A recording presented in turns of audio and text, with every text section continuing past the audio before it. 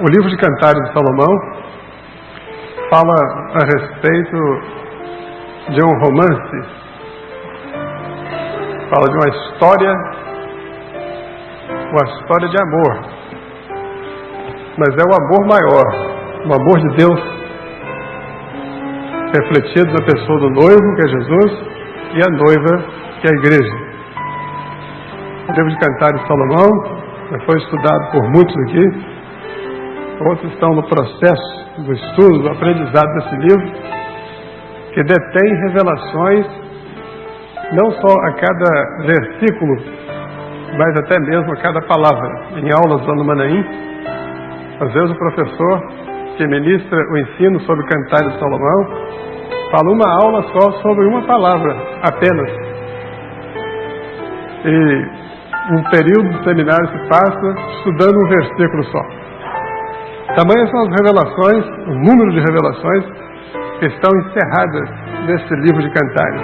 Este livro tem sido um dos grandes presentes que o Senhor tem dado a essa obra. E o Senhor sabe que nós amamos a sua palavra, amamos a sua obra. E justamente esse amor que nós temos pela obra e pela palavra é que moveu o Senhor a fazer revelações desse livro. Nós temos, de fato, um tesouro que não é encontrado em nenhum outro lugar do mundo.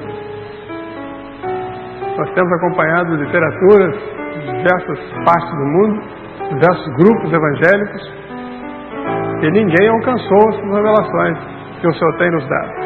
Não porque sejamos melhores, pelo contrário, porque nós somos mais deficientes, somos menores, somos pequenos, e nós nos julgamos dependentes do Senhor a cada instância, a cada situação. Foi por isso que o Senhor nos revelou, está nos revelando. Porque no dia que nós nos arvorarmos na vaidade, na prepotência, o Senhor para de revelar. Porque nós temos que nos fazer, no ensino do Senhor, nós temos que fazer como meninos para entrar no reino, para entender os profundos mistérios do Senhor. Esta noite o Senhor nos está trazendo um versículo para falar especificamente ao nosso coração, que é o versículo 10, o primeiro versículo que nós lemos. Esses versos que nós lemos aqui, eles são musicados. Nós temos um hino com essa letra aqui. Quem é esta que aparece como a alva do dia, formosa como a lua, pura como o sol, formidável como um exército com bandeiras? Este hino foi também concedido como um grande presente que o Senhor nos deu. O Senhor inspirou um irmão em 3 rios, lá perto de Petrópolis. E esse irmão, que já passou para o Senhor, ele teve a revelação deste hino. Quem é esta que aparece como a alva do dia, como a estrela da alva, formosa como a lua, pura como o sol, formidável como um exército com bandeiras? Neste versículo, nós temos aqui uma comparação da igreja com os astros celestes. O Senhor compara a sua igreja como a estrela da alva, como a lua. A forma dela é como a lua, formosa como a lua. A sua pureza é comparada ao sol, o astro-rei. E continua a comparação da igreja. Mas o Espírito Santo quer deixar claro aqui no nosso coração, dessas comparações todas aqui, que mostra a igreja do Senhor presente nas 24 horas do dia. Durante o dia está o sol, a pureza do sol. Durante a noite está a formosura da lua. E pela madrugada está a estrela da alva. Todos os instantes a igreja do Senhor está presente. Quando é que a igreja está falando com o Senhor? Nas horas do dia, na hora do sol. Nas horas da noite, quando a lua resplandece. E pelas madrugadas, quando a estrela da alva está pendurada no espaço, a igreja está aos pés do Senhor. Dia, noite e madrugada, viração da tarde, cair da noite, constantemente. Mas o Senhor quer falar conosco nessa noite na comparação que o Senhor faz aqui da sua igreja com a lua. O Senhor escreveu os tesouros, os mistérios da revelação estão escritos no céu, nesse céu visível aqui. Felizmente, em português, nós só temos a palavra céu para representar esse céu azul aqui e um céu da eternidade. Por isso, nós, quando falamos céu, não temos recurso, tem que apontar para cima. Mas o céu da eternidade não faz sentido apontar se está para cima, se está para baixo. Porque o céu não é uma região espacial, é eterno, eternidade, é coisa espiritual. Em inglês tem lá uma palavra, duas palavras, tem sky e tem heaven. Sky é esse céu azul aqui e heaven é o céu da eternidade. Mas a história da redenção, ela está colocada ali também. E a palavra de Deus diz: os céus proclamam a glória de Deus, e o firmamento anuncia a obra das suas mãos. Sem linguagem e sem fala, ouvem-se as suas vozes. Então, quando nós contemplamos os astros celestes, quando nós contemplamos o brilhar das estrelas, quando nós vemos a lua, existe, o sol, existe ali um mistério. A palavra de Deus mostra que o Senhor é comparado com o sol. O sol, ele representa o sol da justiça, que é o Senhor. O Senhor é representado pelo sol. E nós sabemos que lá no livro de Gênesis, o Senhor mostra esses astros celestes para fazer divisão entre dia e noite. O Senhor mostra também que noite é o período das trevas, é o período do pecado. E dia é o alvorecer. O dia é o brilhar total da presença do Senhor. O Senhor, quando esteve aqui na terra, o dia estava em toda a sua plenitude, porque estava aqui no nosso meio, vivendo aqui na terra, o astro-rei. O Senhor Jesus, o sol da justiça, ele brilhava aqui no nosso meio. Era dia. Ele diz assim, o Senhor Jesus mesmo diz: quando o noivo está convosco, estareis vos alegrando, comendo e vos festejando, porque o noivo está convosco. Mas haverá um dia em que o noivo vos será tirado. Nesses dias orareis e jejuareis. Quando o sol fosse tirado, o dia terminaria. Quando o Senhor estava no seu ministério pleno na terra, há 2000 anos, era o sol na sua plenitude vivendo no nosso meio. Quem estivesse ao lado do Senhor estava sem problemas, porque resolvia todos. Era enfermidade, estava curado. Lepra, curado. Paralisia, voltava a andar. Cego, passava a enxergar. Está morto, vai passar a viver. Acabou de morrer agora, vai viver. Está a caminho do cemitério, vai viver também. Já está enterrado, tem 4 dias, também vai sair da sepultura. Porque ele é o príncipe da vida, é o sol da justiça que chegou, e ele é o dia resplandecente e maravilhoso. Mas este noivo nos foi tirado daqui da terra, do seu espaço físico, ele foi tirado, e a noite caiu sobre a terra. Mas o Senhor não deixou o mundo sem iluminação, não. Nós sabemos que durante o dia o sol reina. Quando a noite cai, a lua começa a dominar a terra. E a lua, aqui nessa colocação, a lua representa a igreja. O Senhor Jesus é o sol da justiça, mas a igreja é formosa como a lua. E a lua é que reflete a luz sobre a terra nas horas da noite. Quem é que está dando direção que pode dar um raio de esperança ao mundo que está aí hoje? A igreja. A igreja não tem luz própria. Ela não é o sol. Ela é pura como um sol, resplandecente como um sol, mas ela não é o sol. A igreja é representada pela lua. A igreja que reflete, pega a luz do sol e reflete sobre a terra, reflete sobre o mundo. Não é assim que acontece?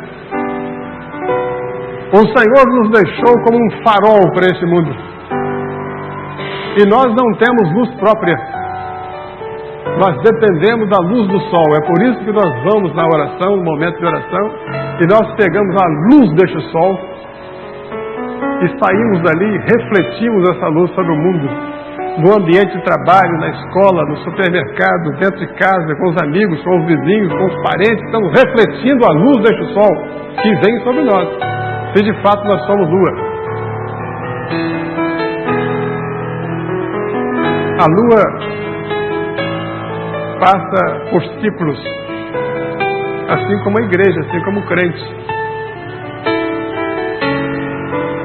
Os mais jovens talvez nem se apercebam disso. Eu acho que nem é ensinado nas escolas. Mas a lua passa por 4 fases. Antigamente, quando havia folhinha, isso nem existe mais as folhinhas. Às vezes me ofereceram uma folhinha do Manaim. Um pastor muito espirituoso. Você ganhou a folhinha do Manaim? Não. Olha, me deu uma folhinha de árvore. Era do Manaim. Mas antigamente eu vi as folhinhas e tinha das folhinhas as fases da lua. Fases da lua. Então cada semana a lua troca de fase. E as fases são nessa sequência: minguante, nova, crescente e cheia. Lua cheia, todo mundo aqui já viu. Aquele farol durante a noite. Quem anda na roça, no interior, que não tem iluminação, noite de lua cheia, o pessoal anda, vê até a sombra, a própria sombra. Às vezes dá até para ler o jornal. Essa noite, abre o jornal, você lê. 4 fases. O crente, o servo de Deus, aquele que vai estar prestes a ser transformado em lua, aquele no qual o Senhor está trabalhando, operando uma obra para que ele reflita a sua luz sobre o mundo, passa também por 4 fases. Quando Deus quer transformar o homem em lua, quer transformar o ímpio, aquele que não foi trabalhado por Deus, quer transformá-lo em crente, fiel, cheio do Espírito Santo, ele entra nessa escola e passa por 4 fases. E as fases vêm nessa sequência mesmo. A primeira delas é a minguante. Deus chama o homem lá do mundo e põe ele para passar na fase de minguante. Minguar é diminuir até desaparecer. A lua, quando está na minguante, é assim. É aquele cantinho de unha, aquele caquinho de unha que tem lá. Se for observar durante a semana, aquilo vai diminuindo até desaparecer. Tem só um cantinho de luz. E aquele cantinho de luz vai desaparecendo. A lua vai ficar vazia. O homem que vem do mundo para essa obra, ele tem que passar por essa fase, ele tem que minguar, ele tem que se esvaziar de si mesmo. Porque ele era uma lua contaminada, uma lua cheia de coisas que desagradavam o Senhor, cheia de maus costumes, de palavras torpes, comportamento tortuoso, pensamento viciado.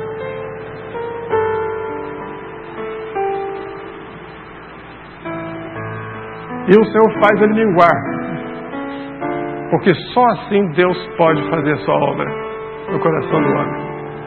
Você tem que perder tudo aquilo que você ganhou lá no mundo. Os maus costumes, os caminhos tortuosos, maneira de pensar,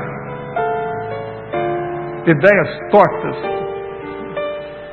conceitos viciados, errôneos.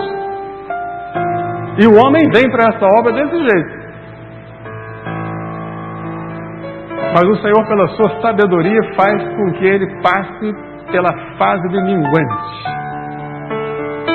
Tem que minguar mesmo. A palavra de Deus diz assim: E importa que ele, João Batista disse, importa que ele, Jesus, cresça e que eu diminua. Tem que diminuir mesmo. Porque essa obra só é realizada no coração dos humildes. No coração daquele que reconhece que não vale nada. Ele tem que chegar ao ponto zero. Quando Moisés caiu por terra com a cara na areia do deserto do Sinai, ali Deus começou a usar Moisés. Porque ele chegou ao ponto máximo de minguante.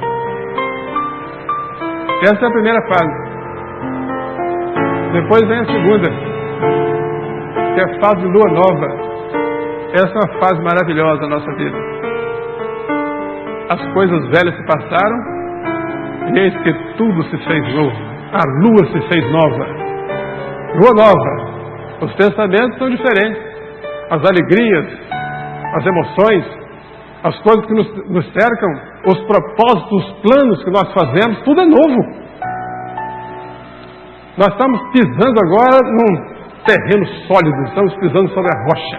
O Senhor arrancou os nossos pés do lamaçal e firmou os nossos pés sobre a rocha e colocou nos nossos lábios um cântico novo, uma glorificação ao Senhor, ao Deus eterno, que fez a nossa vida uma vida nova. Alguns ficam impressionados, me belisque, porque eu não estou crendo no que eu estou vendo. Esse povo não pode existir.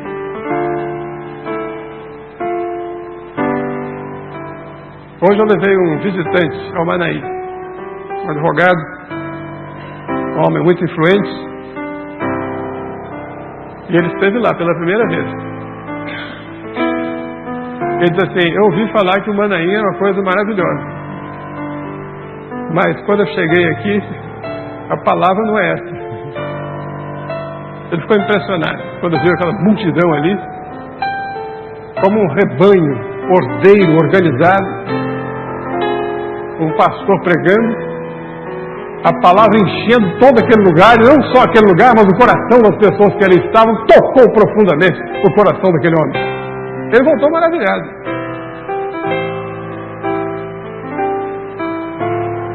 E tantos que vão ali, que recebem a mesma bênção. O Senhor tirou os nossos pés de caminhos tortuosos, do charco do lamaçal, e firmou os nossos pés sobre a rocha. Nós pisamos em terreno sólido, seguro. Podemos dormir bem de noite, embora tenhamos lutas. Há pessoas aqui que passam lutas terríveis hoje, agora, nesse momento, eu sei disso. Então você passa por essa pessoa, ela diz assim, a paz do Senhor, louvado seja Deus. Estamos em guerra, mas temos paz no coração, porque sabemos que o Senhor vai dar a vitória dessa nossa guerra. A areia não vai sumir debaixo dos nossos pés, porque nós estamos pisando sobre a rocha. As coisas velhas, os planos, aquilo que nós fizemos na lua velha, nem existe essa fase, mas é pré-minguante. A lua velha se passou, eis que tudo se fez novo. É uma vida nova. Conversava com um pastor esses dias, e ele falou sobre a sua conversão. Ele diz assim, quando eu vi aquele povo reunido, eu não pude crer. Ele disse assim, eu pensava que isso só existisse na época de Jesus. Um povo, 3.000 pessoas reunidas, num lugar onde se prega o Evangelho, onde não existe contaminação com dinheiro, com finança, com importância desse tipo. Coisas rasteiras e mesquinhas dos homens, não existe esse tipo de contaminação. Entra-se dentro da igreja e ouve-se uma palavra de Deus pura, sem contaminação, sem fermento, sem influência humana. A palavra vinda do céu, não é o pregador que trouxe aquela palavra, mas o Espírito Santo que está trazendo. Eu custei a crer naquilo, eu não podia crer nos meus olhos, porque tudo tinha passado, as coisas velhas para ele, e tudo se fez novo. Tudo se fez novo também para nós. Nós entramos na fase da lua nova. E depois dessa fase vem outra. A fase crescente, quarto crescente. aí nós começamos a crescer na graça e no conhecimento do Senhor. Não é só aquilo que nós vimos. Os irmãos se lembram da palavra que foi trazida aqui sobre as águas purificadoras? O primeiro impacto é a visão do templo. Que maravilha! Mas é necessário entrar nas águas. Águas que mudam o nosso caminhar, águas que batem no joelho e nos levam à oração, e assim sucessivamente. E nós somos levados a planos superiores da presença de Deus. Aqui nessa fase, a terceira fase crescente, é quando nós começamos a crescer na graça do Senhor, no conhecimento. Nós começamos a aprender a respeito do nosso Deus. E as lições de Deus não são lições teóricas, não. São lições práticas do dia a dia. Nós aprendemos a andar com Deus. Nós caminhamos com o nosso Deus. E assim nós aprendemos a conhecê-lo a cada dia. Cada dia uma faceta, uma fase nova desse Deus. Ah, ele age assim. Ah, ele responde assim. Ele falou comigo assim. E você vai crescendo. O crescimento não é da noite para o dia, não. É um período de 7 dias. Cada fase uma semana. Cada semana são 7 dias. 7 é o período perfeito. 7 é o número da perfeição. Portanto, cada período desse é um período perfeito. Na minha vida pode ser 2 anos, no sul pode ser 3 meses, porque cada um de nós é diferente. Mas essas fases vão passando. E você vai crescendo na graça e no conhecimento do Senhor. 4 crescentes. E por último, o profeta lá não chegou num lugar onde as águas não podiam passar a pé.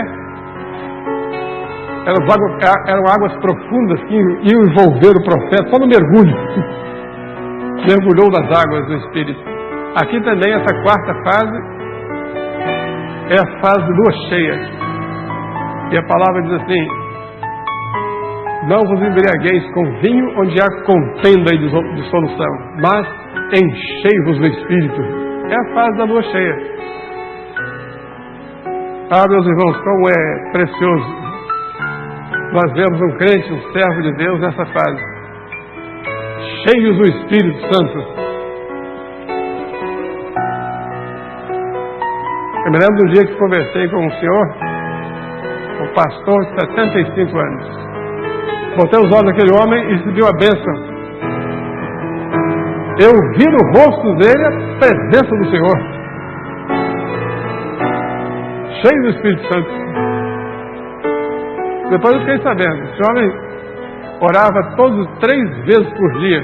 Ele se apresentava na presença de Deus de joelhos e ali ele recebia a bênção do Senhor. Um vaso que se colocava debaixo da goteira de azeite. Saía dali e trazia o reflexo do Senhor no seu rosto. Moisés passou 40 dias e 40 noites no topo do Monte Sinai. Quando ele desceu de lá, tiveram que colocar um véu no rosto de Moisés, porque o rosto dele brilhava como o sol. Quem é essa que aparece como a alva do dia? Formosa como a lua, brilhante como o sol, formidável como um exército com bandeira. O exército com bandeiras é um exército vitorioso. O exército que volta esfarrapado da guerra perdeu a batalha, mas o exército que volta com bandeiras tremulantes é um exército vitorioso. A igreja do Senhor é assim também. Formosa como a luz, pura, brilhante como o sol. Fase da lua cheia. Você está caminhando para lá? A gente aqui em todo tipo de fase, né?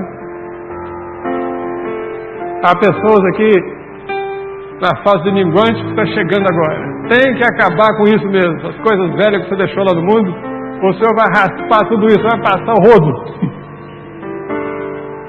Vai ficar vazio. O irmão Pedro disse: Senhor, nós deixamos tudo. É um barco furado, uma rede velha, uns caixotes de tábua, remo quebrado. O Senhor passou a régua, arrancou aquilo tudo, mas deu a ele um barco novo, uma rede nova para pescar na presença do Senhor, a rede do Evangelho. Minguante nova, crescente cheia. Minguante nova, crescente cheia. e a lua vai se transformando em fases constantemente. Há pessoas aqui, cada fase dessa existe gente aqui. Eu sei disso. Mas para encerrar essa palavra, nós vamos guardar no coração esse ensino. Os irmãos também sabem de um fenômeno que ocorre nos céus, em que o mundo para ver. Eu me lembro a primeira vez que eu vi. Chama-se eclipse. Tem eclipse do Sol e eclipse da Lua. Então tem o Sol, tem a Lua, tem a Terra. O Sol reflete a luz na Lua, a Lua na Terra. Desse lado da Terra aqui tem luz, é dia, que o Sol está de cá. Aqui do lado é noite, que o Sol está de cá, aqui é noite. Mas o Sol reflete a luz na Lua, a Lua na Terra. Mas esse fenômeno que ocorre, eclipse, é quando a Terra entra no meio do Sol e da Lua. A Terra representa o quê? O mundo.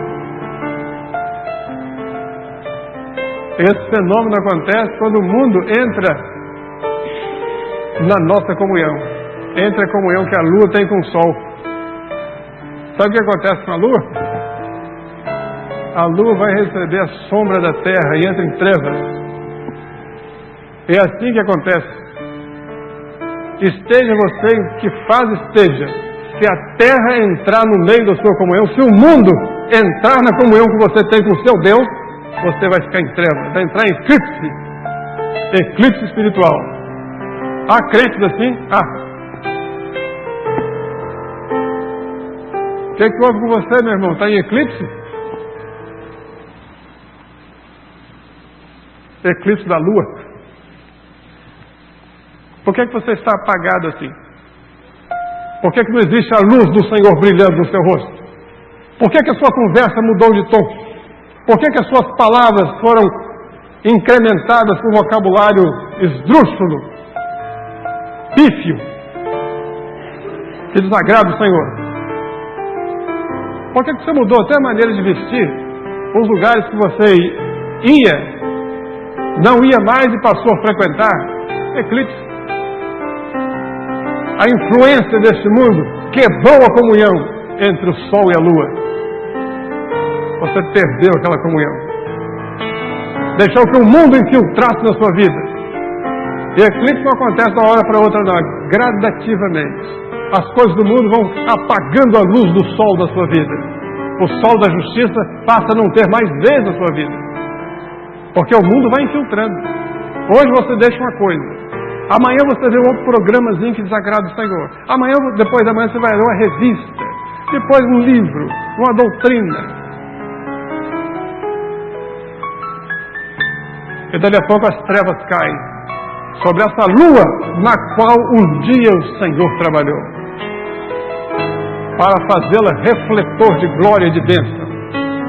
A igreja do Senhor passa por essas fases, mas o Senhor quer que nós cheguemos até a última, cheios do Espírito. Que Deus nos abençoe. Vamos ficar de pé.